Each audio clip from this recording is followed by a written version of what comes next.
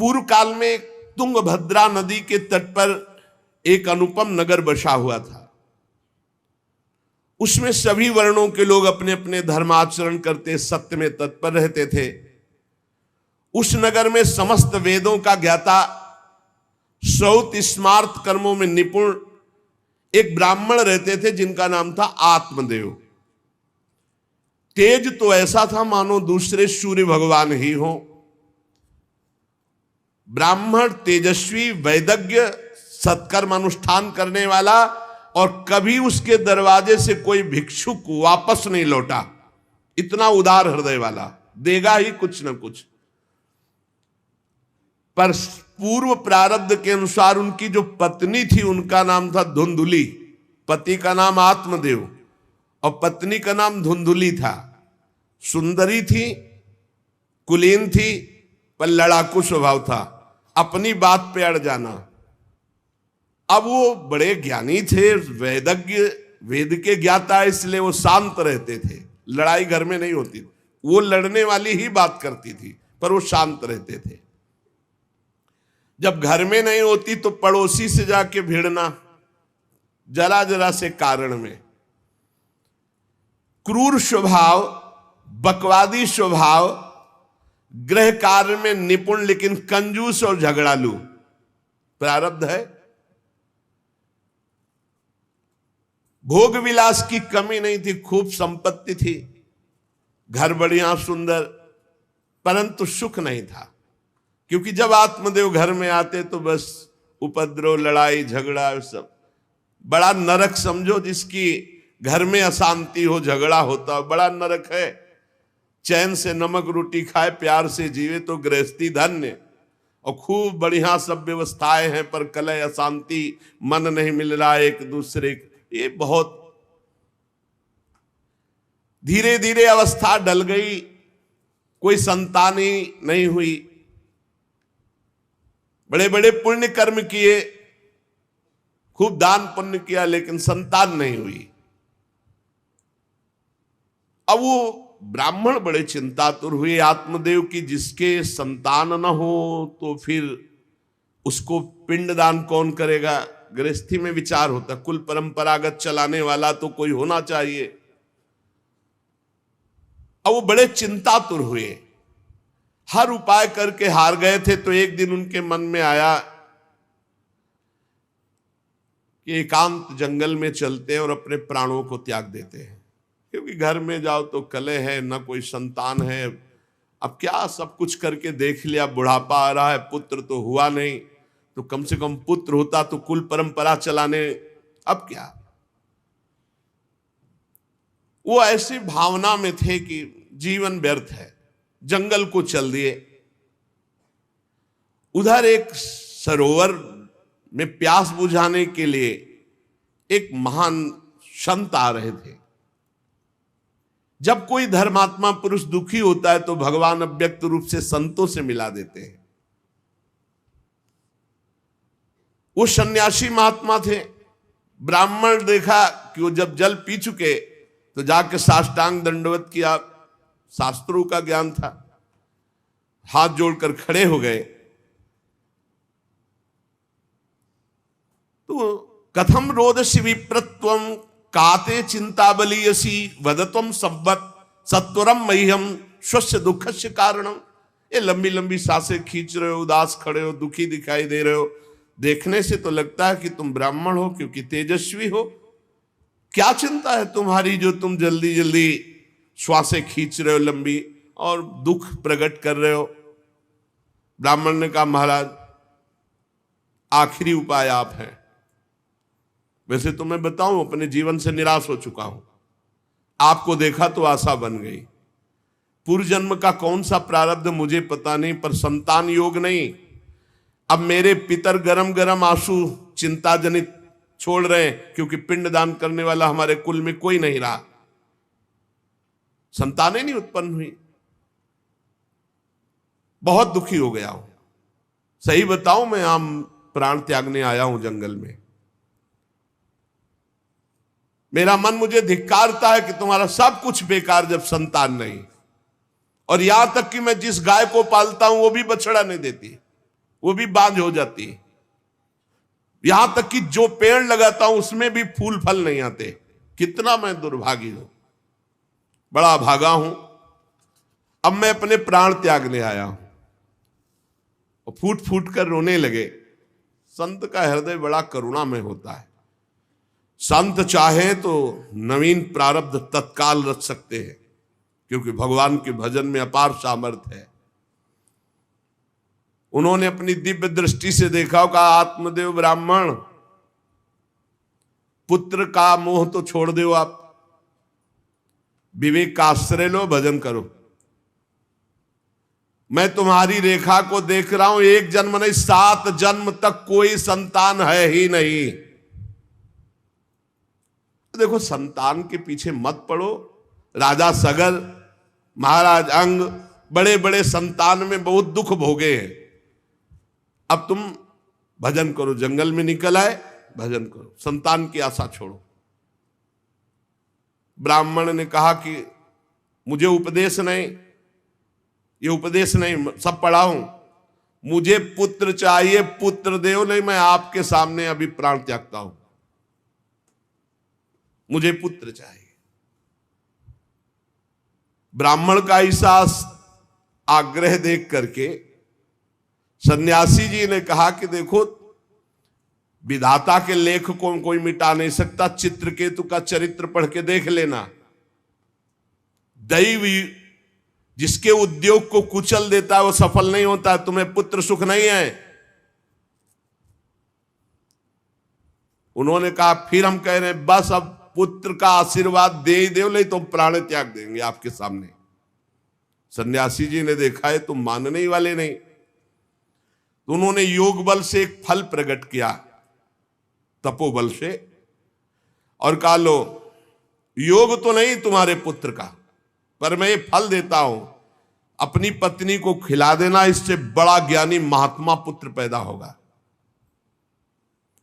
तुम्हारी स्त्री 1 साल तक सत्य, शौच, दया, दान, ब्रह्मचर्य का पालन करे, एक टाइम अन्न खाए, तो और ये फल पाने के बाद 1 वर्ष के बाद ऐसा महापुरुष प्रकट होगा जो तुम्हारा कल्याण भी कर देगा, तुम्हारे पितरों का भी उद्धार कर देगा। वो योगी राज सन्यासी फल दिए। अब तो आत्मदेव बड़े प्रसन्न हुए क्योंकि कामना पूर्ण हो गई। फल लेकर आए। धुंधुली उनकी पत्नी थी जो लड़ाकू स्वभाव की, बड़ा क्रूर स्वभाव, दुष्ट स्वभाव, वैसे ही क्रूर स्वभाव था। आके कहा हो भाग्य, एक सन्यासी मिले, वो फल दिए, और उन्होंने नियम बताया है कि 1 साल तक सत्य बोलोगी, पवित्र रहोगी, दूसरों को दान करोगी, एक समय तुम अन्न खाओगी, और बहुत शुद्ध स्वभाव वाला महात्मा बालक पैदा होगा, ये फल खा लो। तो उन्होंने कहा कि फल तुरंत थोड़ी खाया जाता, नहा धो के बड़े पवित्रता से खाया जाता, लाओ और जाओ, आप निश्चिंत रहो। बोलने अगर हमारे सामने पाल, तुम्हें विश्वास नहीं, वो डरते भी थे, घर के बाहर हो गए। अब वो कुटिल स्वभाव की थी, क्रूर स्वभाव की। उन्होंने अपनी बहन को बुलाया और रो रो के कहने लगी कि बहन मुझे बड़ी चिंता हो गई, समस्या आ गई। क्या? बोले पंडित जी जो ये फल लाए हैं, फल से गर्भ रह जाएगा। पहले तो नियम बता गए हैं कि 1 साल तक झूठ नहीं बोलना, पवित्र रहना है, और दूसरों को दान देना, एक समय अन्न खाना है। अब हम तो बड़ी भयभीत हैं कि जब पेट में गर्भ बढ़ेगा तो भोजन कम हो जाएगा, पेट बढ़ेगा तो भोजन कम हो जाएगा। ये तो मैंने कर नहीं सकती, क्योंकि 3 बार तो हमको अच्छा भोजन चाहिए, पंडित जी का 1 बार खाना, ये तो हो नहीं सकता। अच्छा, गर्भ बढ़ा, पेट बढ़ा, खाया पिया जाएगा नहीं, बहुत परेशानी उसमें लगेगी। और कहीं दैववश से अगर डाकू आ गए तो भाग भी नहीं पाऊंगी। चलो डाकू ना आए, कहीं आग लग गई घर में, तब तो हम जल के मरी जाएंगे, क्योंकि गर्भ पेट में, ये तो हमसे नहीं। और फिर गर्भ निकलते समय सुना बहुत कष्ट होता है, ये सब हमसे नहीं होने वाला।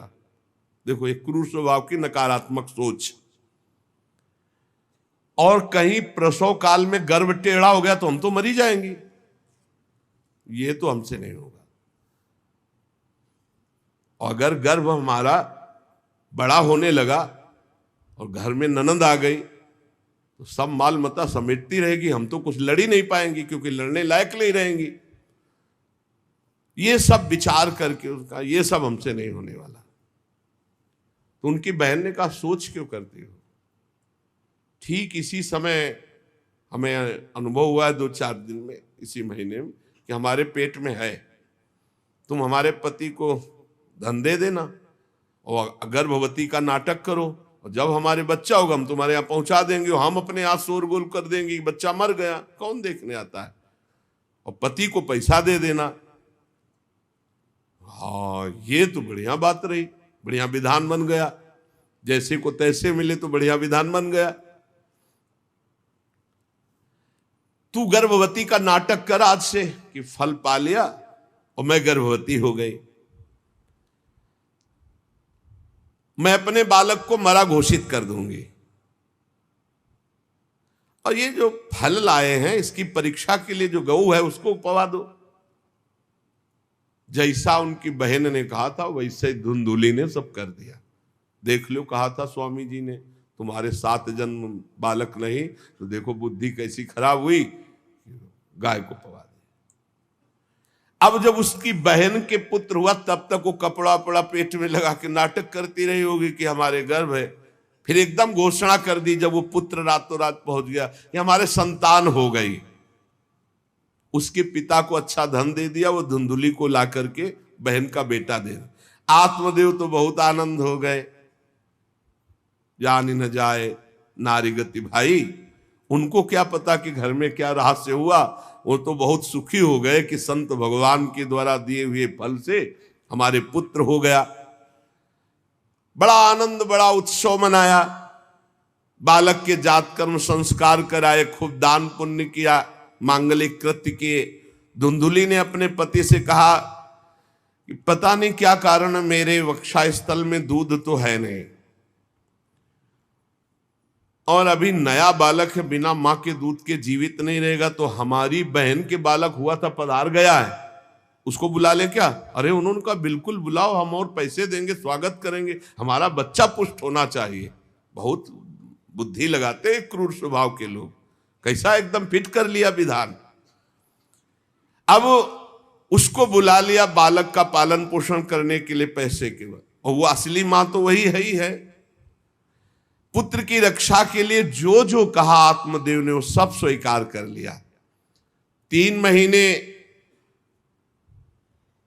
इस बालक के व्यतीत होने के बाद, उन्होंने कहा था 1 साल बाद होगा, 3 महीने व्यतीत होने के बाद गौ के बच्चा हुआ मनुष्याकार, केवल कान गौ के, पूरा मनुष्याकार, सर्वांग सुंदर, दिव्य तेजोमय, स्वर्ण की सी कांति, क्योंकि वो योगी के तप का। ब्राह्मण देवता नाच पड़े कि भगवान जब दिए तो कितना आनंद, घर में भी बच्चा और गौ के भी बच्चा ही हुआ। खूब संस्कार करके मंगल दान, बड़े प्रसन्न है। सब लोग कहते आत्मदेव का देखो कैसा भाग्य बदला कि घर में भी पुत्र हुआ, गौ के भी पुत्र हुआ, बछड़ा नहीं, केवल कान भर। कैसे आश्चर्य की बात, दिव्य बालक उत्पन्न हुआ। पर इस गुप्त रहस्य का किसी को पता नहीं। आत्मदेव ने देखा कि बालक पूरा मनुष्याकार, केवल कान, गाय के तो नाम रखा गोकर्ण। और धुंधुली ने किसी शास्त्रीय पद्धति से नहीं, अपनी पद्धति से, हमारा नाम धुंधुली तो हमारे लड़के का नाम होगा धुंधकारी, उसका नाम रखा धुंधकारी। कुछ काल व्यतीत हुआ, दोनों जवान होने लगे। गोकर्ण में पूर्ण वैदिक सिद्धांत, धर्म पूर्वक, बड़े ज्ञानी महात्मा, और धुंधकारी पूर्ण दुष्ट। शौचाचार का तो नाम भी नहीं था पवित्रता का धुंधकारी में। खान पान पशुओं वाला, क्रोध नाक में चढ़ा, गंदी वस्तुओं से प्यार करने वाला, बहुत ही गंदा स्वभाव। चोरी बचपन से, द्वेष, पीट देना, लड़ाई करना, ये उसका चलते स्वभाव।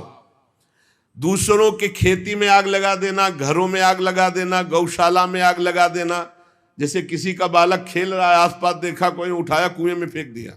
बड़ा दुष्ट स्वभाव। और बड़ा हुआ हिंसक स्वभाव, अस्त्र शस्त्र धारण करके। जैसे कोई अंधा जा रहा है तो आओ बाबा तुम्हें रास्ता बता दो, कुएं में जाके ढकेल देता है। बहुत ही गंदा स्वभाव, दुष्ट स्वभाव। अब वो शिकार करने लगा पशुओं का और मांस खाने लगा। जहां आत्मदेव कितनी पवित्रता से, वहां दुष्ट कितना। अब धीरे धीरे व्यभिचार करने लगा, वैश्याओं से संपर्क रखने लगा। संपत्ति थी ही, सारी संपत्ति वैश्याओं को। एक दिन पिता ने कहा आत्मदेव ने कि तुम्हारे आचरण इतने आसुरी प्रभाव के, हमें लगता है कि तुम हमारा सर्वनाश करने के लिए प्रकट, ये क्यों करते हो? तो खूब गिरा गिरा के मारा आत्मदेव को। सन्यासी की बात अब याद आई कि तुम्हारे भाग्य में पुत्र सुख नहीं है। खूब मारा आत्मदेव को। जब इतनी जोर से मार रहा था तो थोड़ी तो दया आई कि पति है, बचा ले। तो धुंधुली गई, तो फिर धुंधुली की दम जम के पिटाई की। अब वो तो राक्षसी स्वभाव। और घर के जितने जेवर बर्तन सब उठा के बेच दिए, वैश्यागामी हो। अब जब सारी संपत्ति स्वाहा, खाने को भी नहीं, तो धुंधुली बैठ के रोती। रोना इससे तो अच्छा कि मैं बांझ रह जाती। दुष्टता की ना, पति ने जब तुम्हें एक दिव्य फल दिया था, खाना चाहिए था। मैं कहां जाऊं, कौन मेरा सहयोग करे?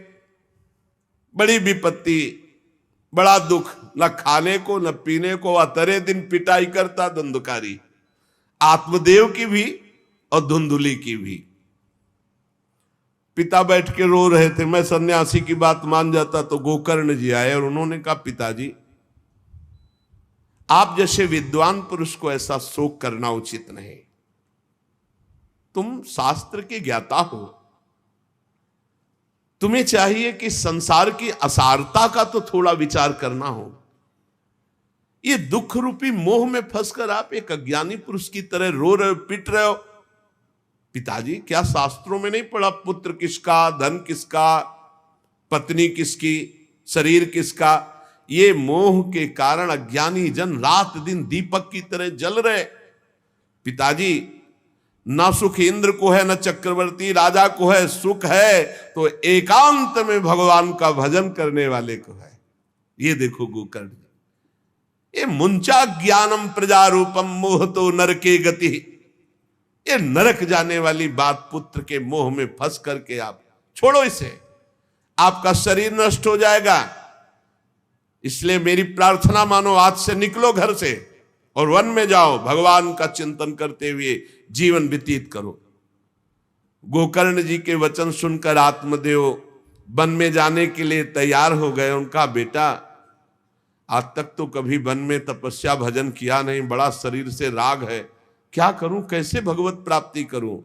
तो देहे स्थिमान सिरुधिरे भिमतिम त्यजत्वम जाया सुतादिषु सदा ममताम विमुंच पश्यानिशं जगदिदं क्षणभंग निष्ठम वैराग्य राग रसिको भव भक्ति निष्ठा धर्मं भजस्व सततम त्यज लोक धर्मान सेवस्व साधु पुरुषान जहि काम तृष्णाम अन्यस्य दोष गुण चिंतन मासु मुक्त्वा सेवा कथा रसमहो नितराम पिबत्वम। संत समागम कभी व्यर्थ नहीं होता। देखो, संत समागम का फल है गोकर्ण जी। गोकर्ण जी ने कहा, पिताजी, जिस शरीर को आप मैं मान रहे हो, आप मैं नहीं हो। ये शरीर हड्डी मांस रुधिर का पिंड है, इसे आप मैं मानना छोड़ दें। आपकी स्त्री, आपका पुत्र, ये कभी आप मत माने। ये आपके नहीं थे, न पहले और न बाद में, बीच में भास रहे कि आपके हैं। ये संसार रात दिन नाश को प्राप्त हो रहा है, क्षण भंगुर है। किसी भी कोई वस्तु में ममता मत करो, यहां कुछ स्थायी नहीं है, सब नष्ट होने वाला है। बस एकमात्र वैराग्य रस के रसिक होकर भगवान की भक्ति में लग जाओ। कैसे भक्ति करे? धर्मम भजस्व सततम, सदैव धर्म का भजन करो। कौन सा धर्म? बोले त्यज लोक धर्मान, लोक धर्म का त्याग करके भागवत धर्म का आश्रय लो। भागवत धर्म का आश्रय कैसे प्राप्त होगा? बोले सेवस्व साधु पुरुषान, सदैव संत पुरुषों का संग करो, उनकी सेवा करो। उनके संग से, उनके वचनों से, उनकी कृपा से तुम्हारे हृदय में भागवत धर्म का परिचय जागृत हो जाएगा, तुम महाभागवत हो जाओगे। पर संतों का सेवन करने के लिए जो सबसे बड़ा दोष है, काम और तृष्णा, ये नई संतों के पास टिकने देती। इसलिए जही काम तृष्णा, कामना और भोगे हुए भोगों को जो भोगने की इच्छा, तृष्णा, इनका त्याग करके संत संग करो। और जब संत संग होने लगे तो सावधान हो जाओ, अन्यस्य दोष गुण चिंतन मासु मुक्त्वा, दूसरे के गुण दोषों का चिंतन न करके श्री भगवान का चिंतन करे, भगवान की सेवा करे, भगवान की कथा लीला सुने, तो उसको नित्य भगवत धाम की प्राप्ति हो जाती। हे पिताजी, शरीर से मैंपन छोड़ दीजिए और शरीर संबंधियों से मेरापन छोड़ दीजिए और भागवत धर्म का आश्रय लेकर संत समागम कीजिए। सदैव संतों की सेवा, भगवत सेवा, नाम जप, लीला कथा, श्रवण गायन, इसी से भगवत प्राप्ति हो जाएगी। बस उसी समय गोकर्ण को मन से प्रणाम करके कि भगवान गुरु रूप से इसी रूप में आकर मुझे उपदेश दे रहे हैं, उसी समय आत्मदेव जी ने तो घर छोड़ दिया और वन की यात्रा की। 60 वर्ष की आयु हो चुकी थी, पर ज्ञान था शास्त्रों का। बड़ी निष्ठा से अपनी बुद्धि को समेटा संसार से और रात दिन भगवान के चिंतन में लगा दिया। भगवान के चिंतन और भागवत के 10वें स्कंद का रोज पाठ पूरा, जो भागवत का 10वां स्कंद श्री कृष्ण लीला चरित्र से भरा हुआ है, पूरा पाठ और निरंतर नाम जप, इसके प्रभाव से श्री कृष्ण चंद्र की प्राप्ति हुई गोकर्ण जी के उपदेश से आत्मदेव की। अब जब पिता वन को चले गए तो और छूट, वैसे मानता तो था ही नहीं पर और छूट हो गई। अब धुंधकारी ने उठाई लाठी डंडा, जो धुंधुली की डट के पिटाई की और कहा बता धन कहाँ है। अब जितना धन था तो सब ले गया। फिर जलती हुई लकड़ी लुकाठी, उससे बता धन कहाँ है। किसी तरह वो छूट पाई तो भागते हुए जाकर कुएं में गिरकर अपने शरीर को नष्ट कर दिया कि रोज की पिटाई से अच्छा एक बार दुर्गति को प्राप्त हुई। धुंधुली दुर्गति को प्राप्त हुई, पति आत्मदेव श्री कृष्ण चंद्र को प्राप्त हुई। योगनिष्ठ गोकर्ण जी ने जब देखा कि धुंधकारी का आतंक बढ़ रहा है तो उन्होंने छोड़ दिया।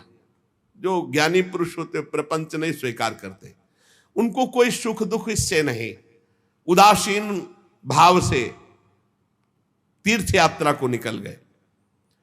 धुंधकारी ने 5 वैश्याओं को अपने संग में रखा, सब नौजवान वैश्याएं। अब उनके लिए पशुओं का मांस चोरी करके उनकी मनोकामनाएं पूरी करना। बुद्धि भ्रष्ट थी, आचरण भ्रष्ट थे, क्रूर कर्मा। एक दिन उन वैश्याओं ने कहा कि हमको तो हार नहीं पहनाया आज तक, कामना होती है। अब 5 को हार लाने के लिए तो बहुत रुपया चाहिए। मौत की भी उसको कोई भय नहीं रह गई थी। वो जिसको देखता काट करके जो मिलता धन एकत्रित करके 5 के लिए सुंदर आभूषण हार। अब हिंसा में उतरा जो, तो उसके लिए क्या।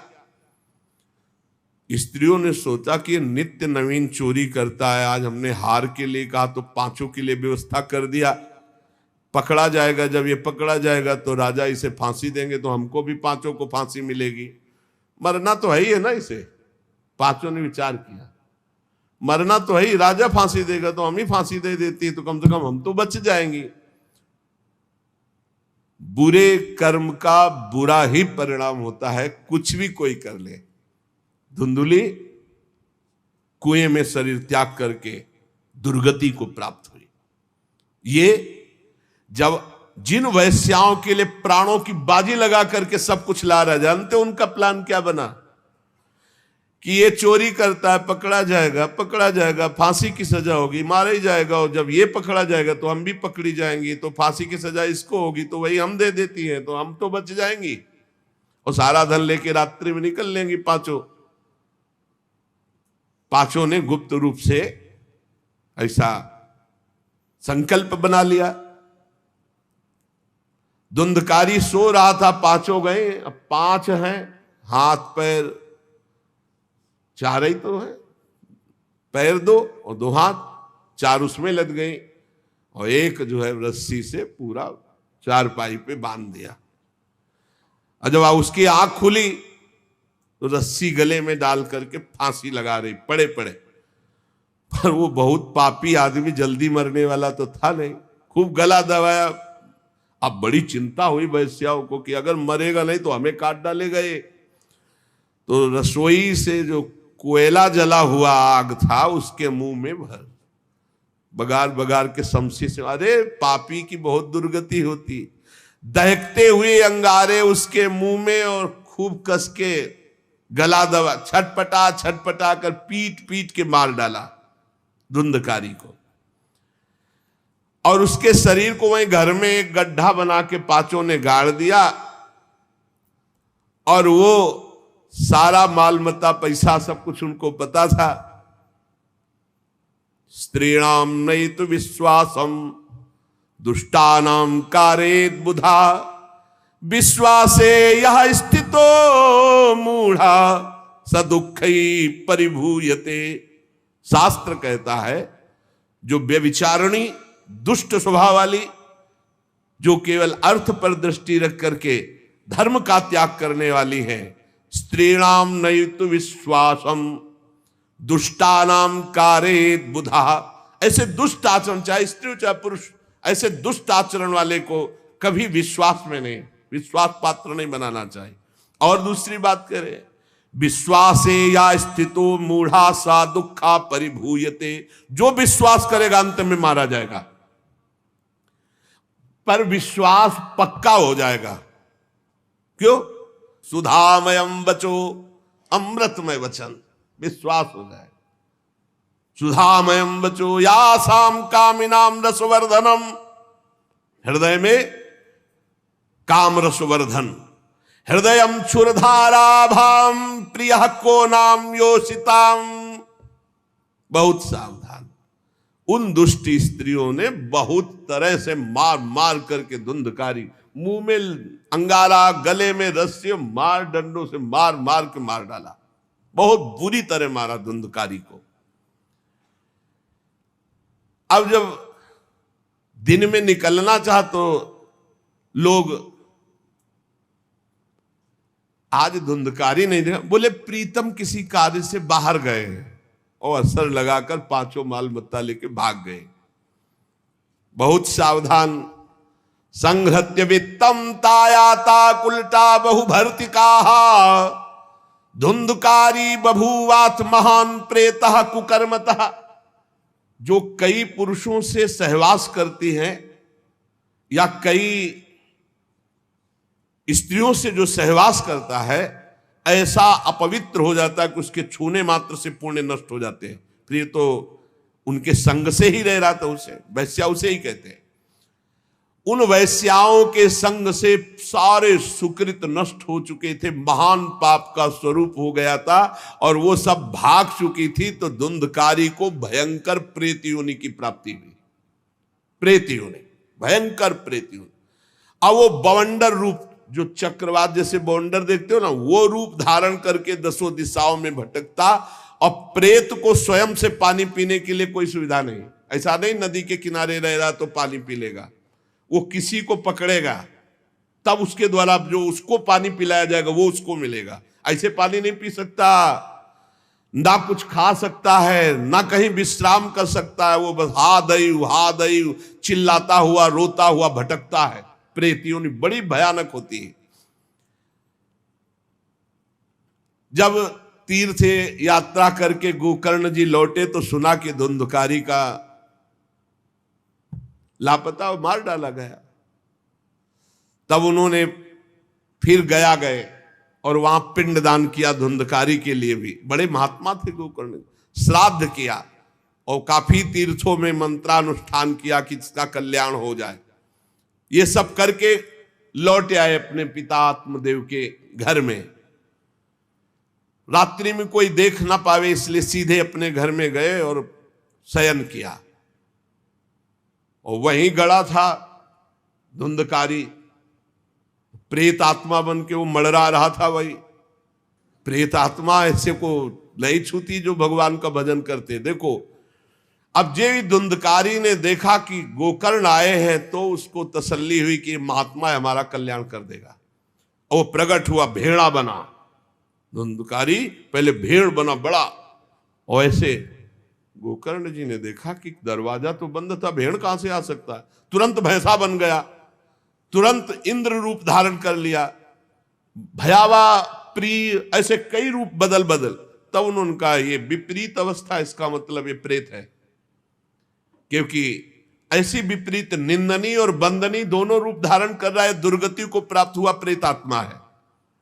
वो डरने वाले तो थे नहीं, ज्ञानी महात्मा थे। गोकर्ण ने कहा कस्तो मुग्र तरो रात्रौ कुतो यातो दशामिमाम किंवा प्रेता पिशाचो वा राक्षसो शीत संसना। कौन है तू?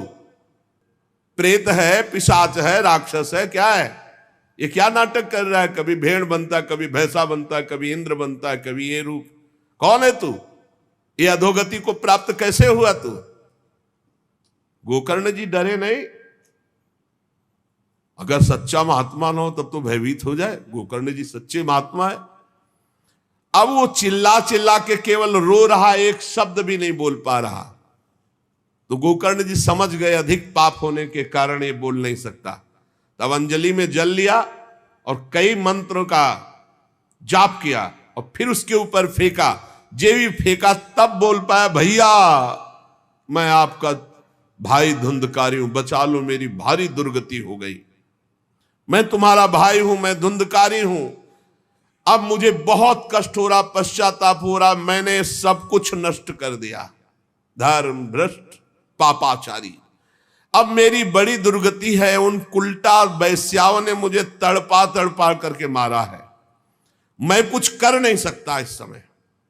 ऐसा थोड़ी कि प्रेत है जिसको चाहे पटक दे, ऐसा नहीं है, ऐसा विधान नहीं। पहले वैश्याओं को मारता जाके, मैं कुछ कर नहीं सकता, प्रेत योनि में पड़कर दुर्दशा भोग रहा हूं। अब दैवश केवल वायु से जीवित हूं, बहुत प्यासा हूं, भूखा हूं, पर नहीं खा सकता, नहीं पी सकता।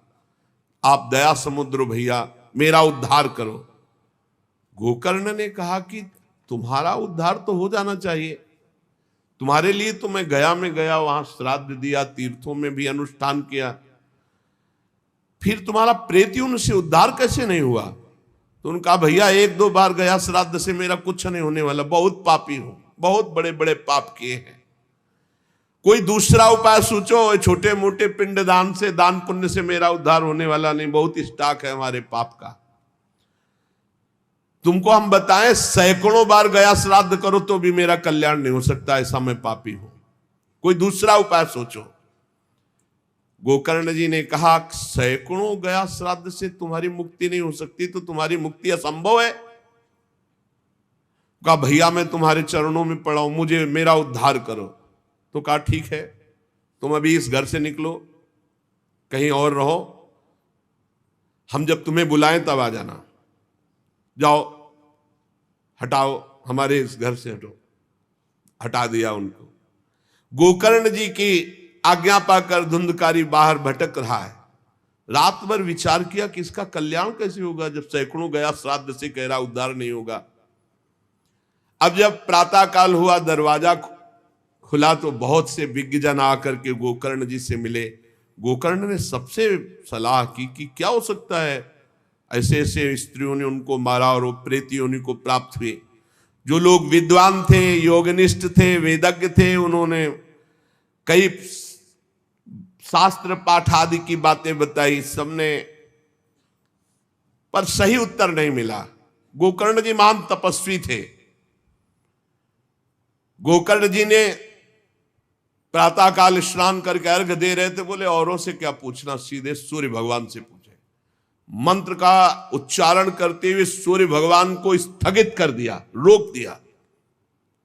बहुत बड़ी मंत्रों में तथा सर्वै सूर्य वाक्यम तन्मुक्तो स्थापितम परम गोकर्णा स्तंभनम चक्रे सूर्य वेगस्य वै, तथा सूर्य की गति को रोक दिया। और तुभ्यम नमो जगत साक्षिन ब्रूहि में मुक्ति हेतुकम। अब हम किससे पूछे, आप ही बताओ। हे जगत साक्षी भगवान सूर्य, धुंधकारी का उद्धार कैसे हो सकता है? आप कृपा करके बताइए कि धुंधकारी की मुक्ति कैसे हो सकती। गोकर्ण की प्रार्थना सुनकर भगवान सूर्यदेव ने कहा, श्रीमद् भागवत महापुराण नियम पूर्वक सुनाओ, निश्चित उसकी मुक्ति हो जाएगी। सप्ताह पारायण 7 दिन में पूरी भागवत श्लोक सहित। सूर्य भगवान की आज्ञा सबने सुनी, गोकर्ण जी ने भी सुनी। बहुत सरल उपाय।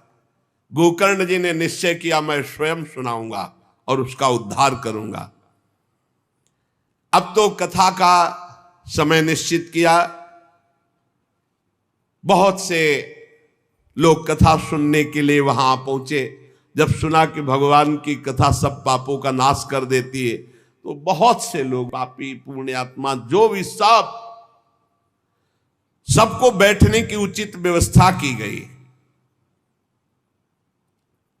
एक 7 गांठ का बांस जो सीधा था, आवाहन किया धुंधकारी का और कहा, इस पे बैठ जा, तू भी कथा सुन। तो सीधे 7 गांठ के बांस पर धुंधकारी जाकर के बैठ गया, छिद्र में वायु रूप होकर। क्योंकि बाहर कहीं स्थित नहीं रह सकता, चलायमान, तो बैठना है। गोकर्ण जी ने एक वैष्णव को मुख्य श्रोता बनाया और प्रथम स्कंद से स्पष्ट स्वर में कथा सुनानी प्रारंभ की, श्लोक और अर्थ। सायंकाल को विश्राम दिया तो एक बड़ी विचित्र बात हुई। सभासदों के देखते देखते एक बांस में तड़ तड़ की आवाज हुई, एक गांठ फट गई। दूसरे दिन कथा हुई, दूसरी गांठ, तीसरे दिन तीसरी गांठ। 7 दिनों में 7 गांठें फाड़ करके धुंधकारी परम पवित्र दिव्य रूप, भगवत पार्षद रूप धारण करके प्रकट हो गया।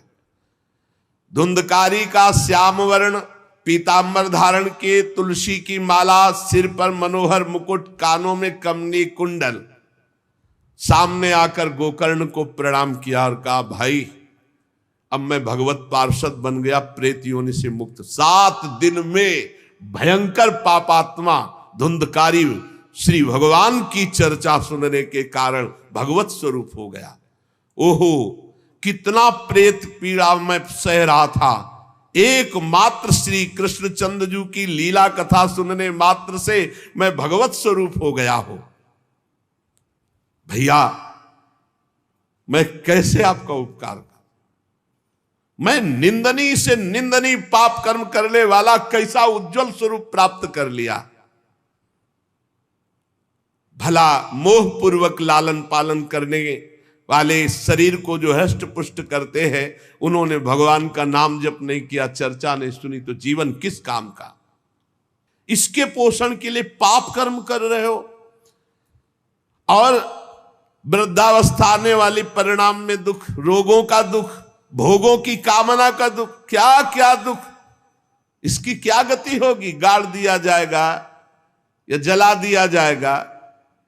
ऐसे मनुष्य शरीर को प्राप्त करके भगवत प्राप्ति नहीं की तो जीवन व्यर्थ चला गया। अरे जो अन्न प्रातः काल पकाया जाता है, दूसरे दिन सड़ जाता है, उसी अन्न से इस शरीर का पोषण होता है। 6 घंटे में मल बना के निकाल देता है। ये शरीर कहीं अविनाशी है क्या? नाशवान शरीर है। जो लोग भगवान की कथा से वंचित है, भगवान का नाम जप नहीं करते, वो बुदबुदे जीवों में मच्छरों के समान जीवन उनका है। जन्मे मरे किस काम के? भला देखो, जिस बांस में मैं बैठा था तो बांस की गांठ फट गई, क्या भगवान की कथा सुनने पर चित्त की गांठ नहीं नष्ट हो जाएगी, जड़ चेतन की ग्रंथ। इसलिए धन्य है वो जो भगवान की कथा सुनने में अपना समय व्यतीत करते हैं। धुंधकारी ऐसी बातें कह रहा था, सबने देखा जय घोष करते हुए नमो नमः, और एक दिव्य विमान आया। भगवान वैकुंठ नाथ के पार्षद, मंडलाकार तेजो में विमान, और सबके देखते देखते कहा धुंधकारी आओ, और वो दिव्य पार्षद रूप विमान पे चढ़ा। जब विमान पे चढ़ के जाने लगा तो गोकर्ण जी ने रोक दिया, रुको, ये क्या? कथा तो शास्त्रों लोगों ने सुनी, तो आपको शास्त्रों विमान लाना चाहिए और सबको बैठाल कर ले जाना चाहिए, क्योंकि हमारे सुनाने में कोई भेद नहीं था और ये सुन भी सब ध्यान से रहे थे। तो भगवत पार्षदों ने कहा आपके सुनाने में कोई भेद नहीं था, पर सुनने में भेद हो गया है, श्रवण भेद हो गया। ये उपवास करके बिना कुछ खाए पिए रात दिन कथा का ही चिंतन करता रहा, मनन करता रहा, इसके कारण इनको भगवत पार्षद रूप मिला जा रहे। और ये कथा सुना भर है, मनन नहीं किया, मनन विषयों का हुआ, इसलिए विमान पे नहीं। ये निराहार रहकर 7 दिन में चर्चा सुनता और रात भर उसी का चिंतन करता, उसके प्रभाव से परम पद का अधिकारी हुआ। इसलिए जो मननहीन है, जिनको गुरुवचनों पर विश्वास नहीं है, जो कथा में चित्त की एकाग्रता नहीं है, वो फल भेद हो गया, वो भगवान के दिव्य धाम में एक बार में नहीं जा सकते। गोकर्ण जी आपको तो लेने के लिए स्वयं गोलोक बिहारी आएंगे, यूं कह करके विमान अंतर्ध्यान हो गया, अर्थात चले गए। गोकर्ण जी ने समस्त श्रोताओं से कहा बिना तुम्हें विमान में बैठा ले मुझे चैन नहीं। सावन के महीना में हम फिर अनुष्ठान करेंगे, सब लोग कथा सुनो और सच्चे नियम से रहो, उसका मनन करो। ऐसा ही किया, सब लोग उपवास करके अल्पाहार करके कथा सुने, और जे ही 7 दिन में कथा की समाप्ति हुई तो भगवान के बहुत से पार्षद विमान लेकर आए, और जितने कथा सुनने वाले थे सबको परम धाम ले गए। और भगवान ने गोकर्ण जी को स्वयं गोलोक बिहारी हृदय से लगाया, जे भी हृदय से लगाते हुए गोकर्ण भगवत स्वरूप हो गए। वही किरीट श्यामवर पीतांबर धारण किए हुए, कुंडल आदि से विभूषित। यहां तक कहते हैं कि उस कथा में सुनने में जो कुत्ते भी बैठे थे, वो भी गोकर्ण जी की दृष्टि पड़ने पर विमान पर बैठकर भगवत धाम को गए। भक्तवत्सल भगवान श्री कृष्ण इतने गोकर्ण जी पर प्रसन्न हुए कि तुमने सबको कथा सुनाकर मंगल अनुष्ठान। इसलिए गोकर्ण जी जिस जिसको चाहा, मालूम कथा सुनकर कुत्ता मनन तो नहीं कर सकता, लेकिन गोकर्ण जी ने मनन किया कि ये कुत्ता भी कथा में बैठा था, इसका भी भगवत उद्धार हो जाए। ये आप इसीलिए आसपास जो है जीव जंतु सब भगवत स्वरूप हो जाते हैं। बड़े बड़े सिद्धों को जो गति नहीं मिलती, भगवान की लीला कथा सुनने से, गोकर्ण जी के प्रभाव से धुंधकारी सहित समस्त श्रोताओं को भगवत धाम की प्राप्ति हुई। शेष चर्चा आगे। श्री राधा वल्लभ लाल की जय।